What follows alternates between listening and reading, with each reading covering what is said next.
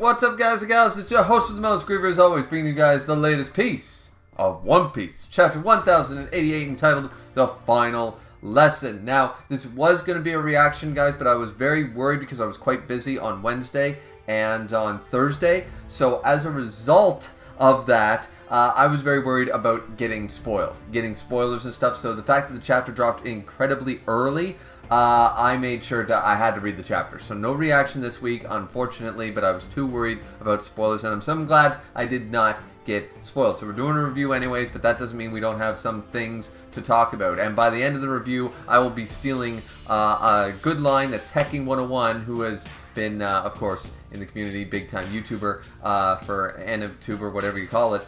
I'm going to be stealing a line from couple of his latest reviews. I'm going to be stealing something at the very end for all them naysayers. I'm going to be stealing a line he's been saying, but we'll get to that when we get to it. Either way, this has a beautiful open color page here. We have, there's the cover page first and foremost of Luffy with new Luffy, live action Luffy. That's really awesome. And we get the shots of basically East Blue, all the main East Blue characters. The 5 original Straw Hats with Usopp, Nami, Sanji, that kind of idea. And then we have Arlong, Mihawk, Garp, there's Kuro, Buggy, Kobe, Shanks, that kind of idea. And I think that's Zeph. I'm not sure who's it, or is that Don? I can't really tell who's the one right behind, right out of the gate behind Sanji there. I really can't make that out. It's kind of hard for me, but maybe it's obvious and I just can't tell. But either way, really cool cover spread for sure, for tomorrow's Studio X Netflix sort of idea. It's a promotional thing, but it's a really cool color spread. Moving on to the first scene, though, of the chapter. I really like this scene because it's sort of the guest instructor. It's like, ooh, today class, like when they're training to be Marines, and it's when like Kobe and Helmeppo are first grabbed and recruited to Marines, before pre-time skip, back in the pre-time skip era. And they're actually having instructor, like when you go to a military academy and stuff, it's not all just, soldiering. You do actually learn stuff. You sit down in class and stuff like that, right? So there's a lot more to being a Marine than just, you still have to go to school. It's no different than a tradesman, plumbers, electricians, refrigeration. We all sit down in a classroom and do math and do homework and do paper tests, right? To learn more, right? So they do the same thing here. I'm not very familiar with military stuff, but that's what they're actually doing right here. So Garp is, of course, the hero, the Fist, the man, the myth, the legend. And he shows up as a guest speaker, a guest instructor. And that happens in all grades of school. In high school and stuff, you get, that kind of idea. And in universities, and even when I went to school, the head of the power company would show up, or the head instructor of another campus would show up and stuff like that to teach a class or do a seminar or something, right? So very, very common for that stuff to happen. Now, right out of the gate, it's Garp, right? So he doesn't exactly follow a curriculum, you know what I mean? He's not exactly following the do's and don'ts of being a teacher, so he just right out of the gate. Lesson 1, we got a baby and an old man, and you have a boat that can only hold 2 people, including yourself, sort of idea. So, like, you can only hold a maximum of 2. What do you do? Now, Kobe stands up and gives what everyone would say is like the right answer, you know what I mean? A lot of people would say that this is objectively, this is the right answer, like a Titanic-esque. Basically, what Garp is bringing up is a Titanic-esque situation, and sitting there and saying basically like, so let the women and children go first, babies, women, children, the elderly, all that stuff, right? And he's like, so what do you do as a Marine officer, as a young Marine officer? What do you do? And he said, well, I'll make sure that they get off on the boat, and there'll be no victims, just myself, and I'll get them to safety. And he just throws something that it looks like an eraser or something. I don't know what he threw at Kobe's head, but he threw it right at Kobe's head, and he goes, nope, totally wrong. And he said, you should abandon the old geezer. And that's when, of course, they're saying, like, the instructor sitting there is like, wait, no, you can't tell him that, Garp. What are you saying? Of course, all lives are equal and all this stuff, right? And in one of the translations, I wouldn't have brought this up actually, but in one of the translations that came up for this chapter, there were notes in the brackets and stuff, which I know a lot of people were kind of like, hey, they shouldn't be doing that. Your job is to translate, not give your opinion. sort of idea. So it's like, yeah, if you want to, so that's been a thing for translating groups for a while. Some of them people don't like when they do that stuff. Either way, they mention like all lives are equal. It's like Marines work for the Tenryou Bito, and all lives are not equal there. So, sort of shoe, mouth, that kind of idea, right? But either way, it doesn't really matter. Fact of the matter is that Kobe thinks he gave the right answer, and he didn't. And we see Prince Groose also in the background of this shot. So it seems like GARP recruited a lot of these people himself, or maybe not, but they seem to all be in the same class sort of idea. So what GARP's idea is, your job is to safeguard the future. It's no good saving for you as a young and up-and-coming Marine, the hope of the future, to perish on this island. You and the baby have long lives to live. That old geezer might even die in the boat when you put them to safety. He could have a heart attack and die right then and there, and then your sacrifice was basically in vain because you could have saved yourself as well. So your job is to safeguard the future, not protect the old guard, the old generation, the boomers, if you will. Your job is to look forward to the future and try to save the next generation, not the other way around. So you take the baby and you live on sort of idea. And this is where the instructor gets super mad and says, don't ever give a lecture like that again. Whack on GARP, and GARP's just sitting there like, yeah, I'm going to say what I want anyways, regardless, you know what I mean? So then we jump back to, after seeing that scene, then we jump back to what happened on Amazon Lily. Though we do not see exactly, this must have been post Rayleigh's interference by the looks of it. This is post Rayleigh's interference at this point, because Kobe agrees to go with Blackbeard on Amazon Lily, and we don't see Hancock, we don't see Rayleigh, we don't see Shaka, we don't see anybody. So basically Rayleigh was like, my job is to protect the Kuja, and now that's good. So afterwards, whatever happened with the Marines and Blackbeard stuff is not his concern, but he's like, everybody off this damn island. This is under my territory. Rayleigh is basically like a substitute teacher sort of idea. He's like a sub Yonko when the Yonkos aren't at home. It's like, yeah, it's like, this is my unofficial territory. You really want to, fuck with the Dark King? No, you don't. So, end of that, right? Makes sense, no big deal. I don't blame Blackbeard. Blackbeard was smart for saying, ain't getting tangled up in that shit right now. That was actually smart. Once again, I call Blackbeard a coward and a weasel a lot of the time, but that doesn't mean that those tactics haven't got him to where he is currently. There's been a lot of luck and stuff on his side, but the fact that he's out for number one and he'd rather save his own hide, and he doesn't really have this pride of a warrior or honor as a combatant. He's more pirate than most of them as a result. So it's not really a negative aspect of his character. He's like, yeah, maybe I can win, but I'm not taking that bet. Like, because Rayleigh said, oh yeah, well, I managed to scare him off due to my reputation in my Conquerors hockey, but I'm not convinced that I can take him right now in my old age. I haven't picked up a sword in 20 years. Like, I'm out of shape and stuff. Remember, he wasn't training like GARP. When he retired, he was done. 2 decades of not punching the battleship bags and stuff like that, right? So he's just like, yeah, I'm not convinced. Now, Shockey was a little silent on that one, and I still think Rayleigh gives Blackbeard a high diff fight. Rayleigh's a little more humble. But at the end of the day, Blackbeard was like, yeah, even if Blackbeard heard that and thought the same thing, like, he's an old man, he hasn't been in the loop for a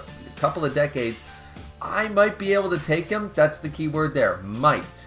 Regardless what you think how it would turn out, it's at the very least a high diff battle, and Blackbeard doesn't fight battles where he's got a solid chance of losing. He only fights ones that he can definitely overpower and win. He plays the odds. Blackbeard's like, I got a 30%, 40% chance of losing? No, fuck that. Those odds aren't good enough in my favor. This man plays to win at the casino, not have the casino, the house, take all his money. So good on Blackbeard here. But yeah, I'm assuming by the looks of this is all happening after the fact. And then we have all those Marines are still captured, and they want to take them to Hajinosu and all this stuff, right? And Kobe's just like, they need orders, they can't get orders, that kind of idea, right? Because the Tenryou Bito, of course, nobody's going to say, yeah, go pick a fight with the Emperor. We already saw this with Rob Lucci and stuff like that, and GARP, but GARP doesn't give a shit about following orders. Members of SWORD don't give a shit about following orders, so it's all good. And Kobe basically said, if I take their place, you release all of them, I'm going to be counted for 800 Marine soldiers or whatever, right? And this is where Blackbeard, you know what's really funny? Is that, okay, so he, like, is mocking him. He's like, what do you want, hero? You want to start a war with us? Hero, and stuff like that. And Kobe just sticks to his guns. And, of course, he's doing the honorable thing, sacrifice himself for all his men sort of idea. And Blackbeard right away says, like, zeh, ha, ha, ha. You think a lot of yourself, don't you? You think you're worth battleships and, you know, hundreds of Marines and all this stuff? You really think quite high of yourself, don't you there, brat? Apparently, Blackbeard, after mocking Kobe for this idea, went, yeah, okay, good idea. You know, like he mocks him to our face, but the rest of the scene, we don't see the rest of the scene. Because Blackbeard literally just says, yeah, like, you are not worth that, hero. He's mocking his title, mocking the fact that he thinks you're getting too big for your britches there, boy. And then takes him up on his offer anyway. So whatever Kobe said afterwards, or maybe the theory about Blackbeard having the split personality Cerberus theory, like, one of them took over and went, no, great idea, great plan. Screw the battleship and the soldiers and stuff. We'll take just this one cocky brat. Like, okay, apparently he was convinced. Then we actually jump back to the present. And this is where, of course, the hand came up. The hand comes up. And the hand is still coming down hardcore, ready to go. Now, a lot of people said this is the end of GARP. GARP's going to die, right? A lot of people said that last chapter. He's going to take it and he's going to die. And I'm like, no. But either way, people thought that, and it doesn't happen here either. They're trying to get away. They're trying to do everything, and they can't. They talk about jumping into the sea at some point, but then they said that Kuzan, Aokiji would just ice age or freeze the water, so they'd be trapped and screwed anyway. So if they abandon ship, that's not really going to do any good. So yeah, it's just a nightmare situation, right? And Garp's still lying on his back, just being like, yeah, well, all right. And he's just like, let's talk about this logically for a minute. Everything's going down, and Garp's still laying back there like, well, boys, so hundreds of Marines and civilians' lives are on the line. So here's what we're going to do. Don't worry, guys. You got this. He's just laying there casually going, don't worry, boys. You got this. He's cool as a cucumber because he's Monkey D. Garp. And they're all just like, wait, like Helmeppo, Prince Groose, Kobe, everybody listening in, like Tashiki stuff. What? What do you mean we got this? What do you mean we've got this? Do you see the size of this thing? And then he just straight out tells us the plan. Captain Kobe, you're going to go for that hand and you're going to destroy it. You are going to decimate the giant hand that's coming down the size of an island. Take care of it. No big deal. Smash it to bits. Now, Rear Admiral Gruss, your job is to protect the ship from all the falling debris. So use your clay powers and make a net or do whatever. What? And then he's like, oh, and Lieutenant Commander Helmeppo, be sure that none of these riffraff pirates get in their way while they take care of business. Okay? We good? Break!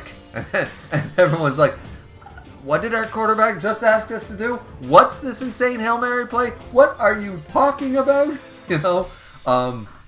So, and Garp just goes, and everyone's like, I don't know if, and then Garp just says, never second guess yourself in the moment. Just do it. Go! And they just like, fuck it, yes sir.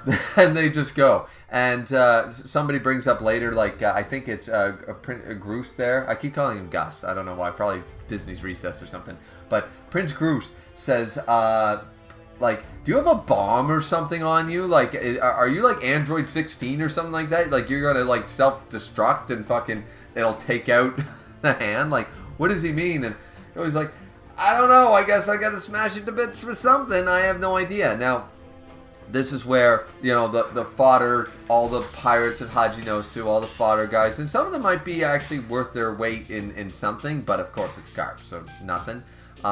So they're all like, yeah, they're helpless without GARP. Let's go after them. Let's go after those Marines. We'll pluck them all and stuff like that. So, and that's when afterwards, They're just like, they got to figure something out and all this stuff. So Helmeppo does his job, and Garp gave him an order saying, make sure no one gets in their way, Helmeppo. And Helmeppo has come a long way. We don't see a lot of him, of course, because the story's about following the Straw Hats. But Helmeppo has come such a far way, and he's willing to sacrifice himself. He runs, he sees the cannonball. I've got to stop it, and he attacks it. He doesn't even deflect it or something like hit it back. He attacks it so it blows him up. He's like, sacrifice myself so that Kobe, because that's my job. Monkey D. Garp, my mentor, gave me an order, and I'm going to follow it. So what a champion. What a mad lad there.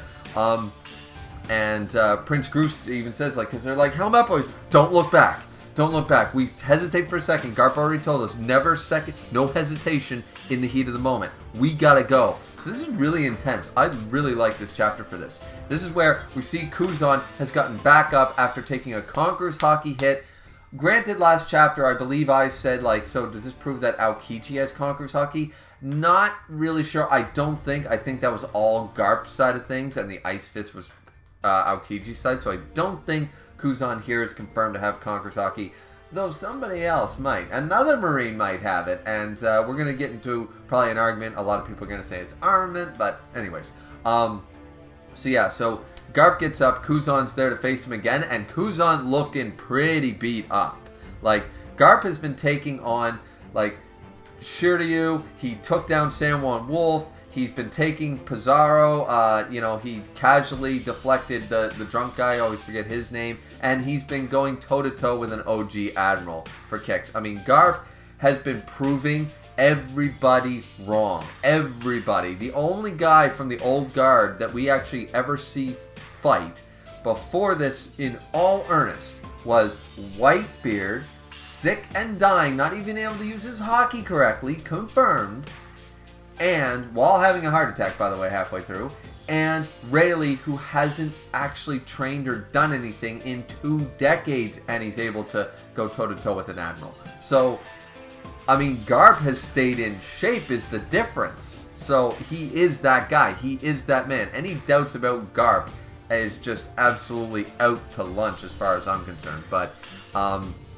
what Kuzan says here is like, where do you think you're going, Garp? You've got that serious wound there. And Garp's like, what are you talking about? 'Tis but a scratch. 'Tis nothing. You know what I mean? Like, this is just a scrap. What are you so worried about, And that's when Kuzan, who's pretty beat up himself, is like, oh, and here I was worrying. And Garp still rushes him and just goes, that just means you're still the soft kid I remember. And boom! Takes out Kuzan again. And Kuzan not even, like, he is literally, I am going to go out on a limb here and say, once again, if anybody thinks that any of the Titanic captains could have 1v1 Garp at full health and none of the sneak attack bullshit, what are you reading? Garp can definitely 1v1 everybody who's not a Yonko. I'm just going to clearly state it. Yonko class characters are the only ones that Garp would potentially lose to, because we're seeing it here that he is still that guy. Okay? So I don't know. I am not convinced that any Yonko commanders like Zoro, Jinbei, and Sanji, they certainly can't take him out. Shiryu and Kuzan are proving that they couldn't have taken him out. And this is all 1v1, of course. King, Marco, Katakuri, none of them can do it. I even got doubts about my man who I praise to death as the strongest second in command, the strongest first mate, as far as I'm concerned, is that dude, Ben Beckman. And even though we haven't seen him in action yet, I'm still sitting there going, I don't even think that man can take on Garp 1v1 at this point. He is just too good. Takes the guy down, rushes all this fodder, and doesn't stop there. Garp is the distraction. He comes up. Another Conqueror's Haki fix. Galaxy Divide. He literally punches out the entire Hajinosu mountain. Damaging of Pizarro there. Completely shattering half of the skull of the damn place. And this is an injured Garp who's been fighting multiple Titanic captains. A bunch of fodder. Stabbed with a cheap shot. And he's still going, fighting off an Admiral, and he's still going. And he's just like, oh man, and Pizarro completely, he takes the hit. Pizarro is really no match for Garp. Once again, another 1v1 matchup that would completely go in Garp's favor. I think we can all just agree on that. And then, boom. What do we get? Kobe. It's finally Kobe's time to shine. You know, and Pizarro's just like pissed off. His entire face has been smashed, and the Pirate Island is like half falling apart here from that galaxy divide. And he's like, you think that'll stop me? I'll just continue. I'm going to crush it all. And Kobe gets up and stuff, and he's rushing up, and he's ready. He's ready to do it.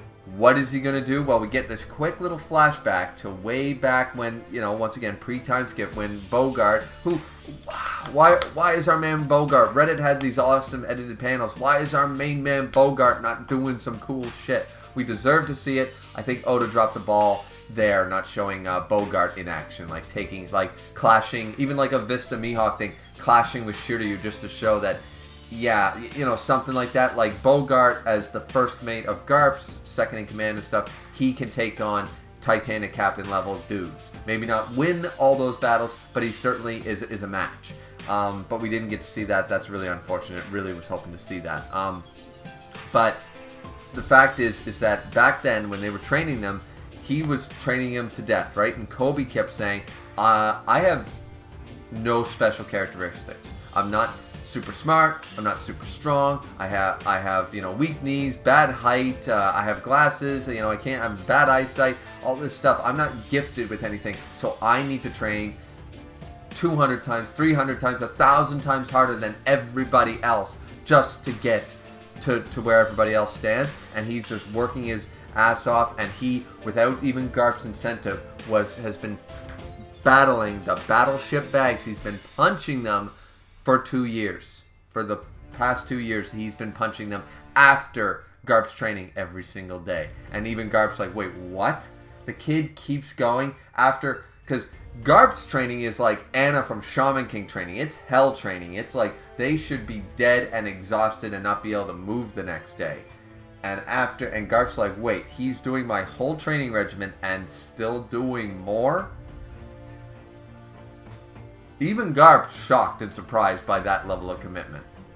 And he's bandaging his hands up. I seem to recall something about this. I really do. I seem to remember something about the bandages. I could be mistaken. Because I think I saw people saying, like, no, there was no foreshadowing for that. We never saw it. So maybe it was in that anime filler episode or something. But I swear I saw bandages on Kobe's hands after a training day with Garp or something like that. So anyways, some people are saying it's not consistent, but either way, it's fine. It's all cool. We learned about the battleship bags, you know, and stuff like that. So this is why Garp is remembering back to this. This is why Garp has the confidence that he can do it.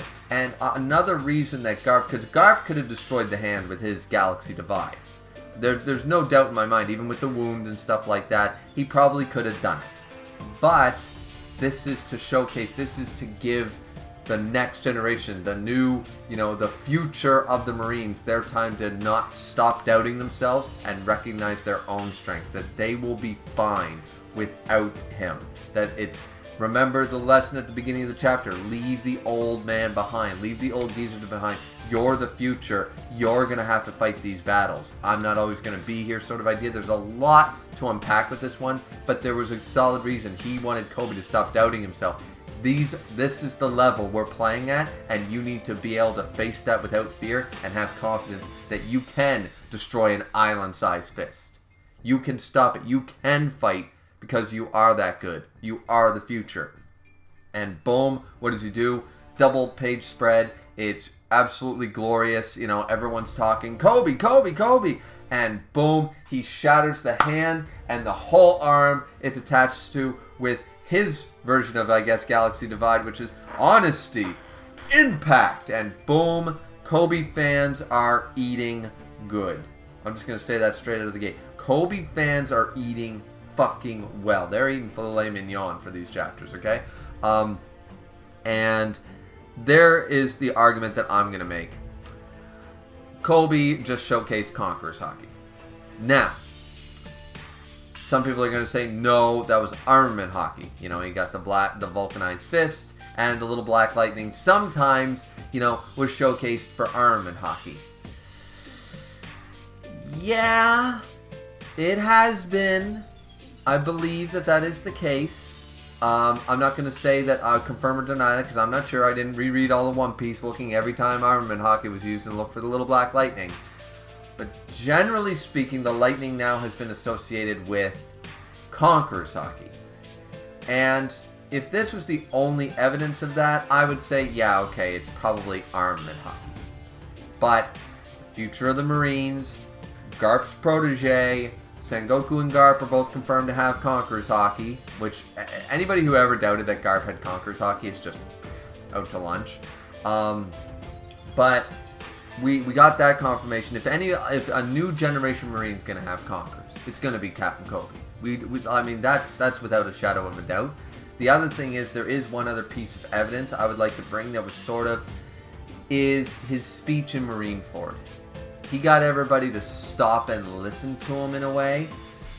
I'm sort of on the lean that was sort of, once again, another little bit of unpolished Conqueror's hockey in a way. Even more unpolished than Luffy, but a little bit of foreshadowing to the fact that he was going to be the defense against the Marines are doing wrong right now. The pirates are doing wrong. Everyone's doing wrong. Stop fighting and listen to me. That was a bit of a sway thing. I think that might have been a little bit of foreshadowing from Oda. Maybe I'm just pulling at strings. I'm not the hugest Kobe fan either of any description, but I feel like this was intended to be Conquerors. I really do. If it is advanced armament hockey or whatever, fine dandy. But I won't be shocked if the next Viva card comes out and goes, as of chapter 1088, Kobe showcased his first usage of Conqueror's hockey, though he still is unaware, like Zoro is unaware that he was able to use it. Heat of the moment Conquerors. Either way, badass of Kobe to do that. Everyone's shocked by it. It's amazing. GARP just being sent flying, just laughing his damn ass off and stuff like that. The net happens, the clay web net happens, everything's all good. Helmeppo and Kobe, they grab each other, they get on the ship. Prince Groose gets on the ship. Everyone's like, whoa, okay, we're done. It's been a success. Let's get out of here. And boom, and everybody's partying. Everybody's like, yes, this is so awesome. This is fantastic. Now Tashigi gets the Den Den Mushi or whatever. She gets the call.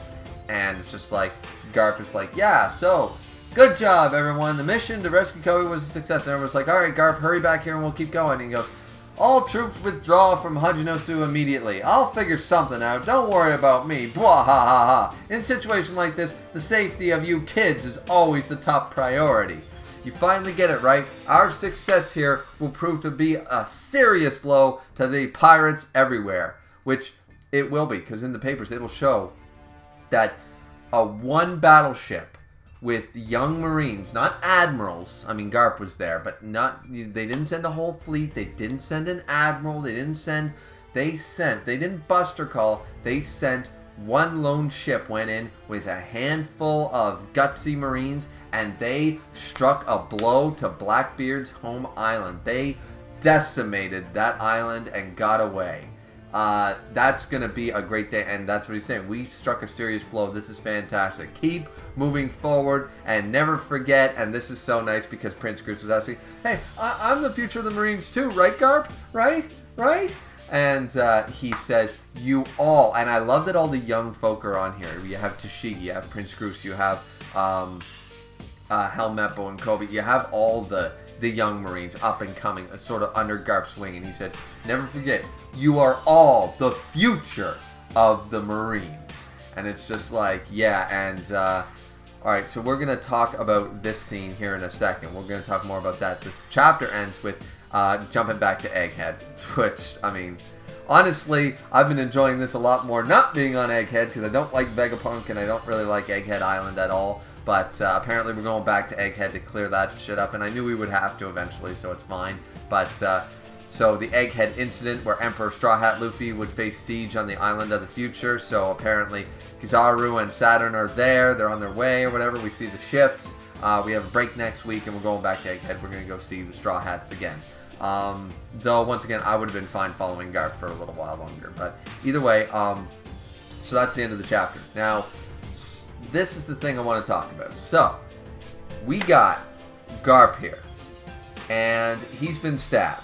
right? In this double spread, we see that Kuzan managed to stab him with, an ice spear, and he's currently freezing him. Now, there's two theories of this. There's a lot here. Because GARP is just laughing his ass off. He's not even trying to fight back. He doesn't care. His mission was a success. And the Titanic captains and the rest of the fodder are all around him. You have Samuel Wolf there. Pizarro still looking on, though he's heavily damaged. Shiryu's there. Kuzan's there. The drunk guy, I always forget his name, is there. And they're all like, yeah, we got GARP as a hostage and stuff. Now, Kuzan is looking very solemn, very not very happy with the situation. And also, it appears like he's frozen. Some people are suggesting that he's crying, and he's frozen his own tears to not show that he's crying. GARP is laughing his ass off as he's frozen. There's also another thing to say that there are two possibilities I've heard. One is that the ice spear is actually just a ruse for the other Titanic captains, and it hasn't actually stabbed him. And, or, both of these could be true, he's freezing him right now to stop the blood draining from Shiryu's hockey blade. From Shiryu's sword wound that he gave him, and he's freezing that side that he got stabbed on. Both of these make perfect sense. Both of those theories make sense. Definitely the one about sealing off GARP's wound so he doesn't bleed out. Though I do have a couple questions. Number one is that look at how many guys are there. Look at all the damage that pretty much GARP did by himself. I mean, GARP stocks just through the roof. Now, so that's the Kuzan stuff. Drunk guy, you tried and failed like last chapter, and then you were never seen again, and you show up at the end like you did something. Shiryu, same idea. Got a cheap shot off on GARP, got slammed into the ground, and fucking hid in the shadows for the rest of the fight. And San Juan Wolf, how in the hell did San Juan Wolf get out of the fucking ocean? He was literally under the water, meaning he could not move. He could not physically move. His whole body was submerged. He could not move, and they even said, how in the hell are we going to get him out of there? So, I don't think it's an error. You could argue that Pizarro then reformed part of the island and lifted him back up or something. But how San Juan Wolf got out, because San Juan Wolf got one-shotted into the ocean by GARP, and then that was the end of him. So, GARP is literally one-shotting Titanic captains. For the lulz, for the kicks, and for the fists. Now, so that's my only problem with that double spread, realistically. The other thing is the community seems to be kind of... Oh, man, we're losing daylight like crazy. A little bit on the, I'm going to say, brain dead side of things if they think GARP is dead here. Where did the idea that GARP is dead? I have zero indication. Like I'm not 99% sure. I'm 100% sure GARP is not dead. How does anybody even doubt that he's alive right now? Like, they literally brought Saul back from the exact same attack that's happening to GARP right now. Like, are you kidding me? And once again, if GARP wanted to, he could hockey his way out of the ice. So, he's just fine. He's like, yeah, don't worry, I'll figure something out. I'm good. You know what I mean? They're saying he's MIA because they honestly don't know. Like, granted, a lot of people are saying, well, when they... MIA basically means we think they're dead because we don't know what happened to them. That's what missing in action usually means. In most contexts, movies, fiction, real life, all of that stuff. Missing in action is we've lost contact with them, and if we lose contact, 9 times out of 10, that usually means they're dead. Or captured. Or, both at some points. And in this point, he's absolutely captured. But dead? No, this is not the way we see GARP die. A lot of people are saying, well, he's dying with a smile on his face. But we didn't get a death scene. So I'm sitting here going, I don't get where people are getting the death flags from GARP here. GARP is not dead. GARP is fine. If GARP was going to die, there would be a far more emotional scene. A Whitebeard Ace type of scene. You know what I mean? It would not end like this. It would not end like this. For GARP. No. It just doesn't make sense. It makes no sense. Odin, who we didn't know about until literally last arc, got a whole flashback and an entire death chapter dedicated to him while we saw him die, and everybody remember him and stuff like that, and people crying over him and kind of respecting him and all this stuff. If Garp was gonna die, we were gonna get Sengoku involved, like with a thing. Shanks probably would show up and say something. Yeah, like everyone. Dragon would be involved. There'd be a message from Dragon. Dragon would be like, he heard about Garp and he's like, my father, blah blah blah. There'd be a huge thing about this, and you could argue that next chapter they're going to do that, but they just said they're jumping back to Egghead next chapter. So, if we're not going to get the post-death reaction from everybody as they read the newspaper, Garp is MIA, then I don't see it. I don't see it. I don't know how anybody thinks. Maybe people really just don't like the fact that Garp destroyed their theories because there was so much Garp hate up until now that, you know, and once again, I'm going to steal, like I said at the end, at the beginning of the video, stealing it here at the end. From Tekking 101, he's been saying it this whole time. You don't know Garp like I know Garp, okay? Because I've been a Garp fan for 20 goddamn years. And most of the haters weren't even, they were sucking their thumbs when One Piece was new, was brand new. So, I'm sitting here going, yeah, no. Garp ain't dead. Garp's the GOAT. That's why Garp's down, I think here. Garp's down here, the camera's reversed. But Garp's down here right now because he is represented as the Marine. The pinnacle of Marines is right here, along with the pinnacle of Yonkos is right here. Though, because Whitebeard's dead. Whitebeard's dead, okay? But that being the case, yeah, so people who think Garp is dead, I don't see it. Oda would not kill off a main character from Chapter 1 like this.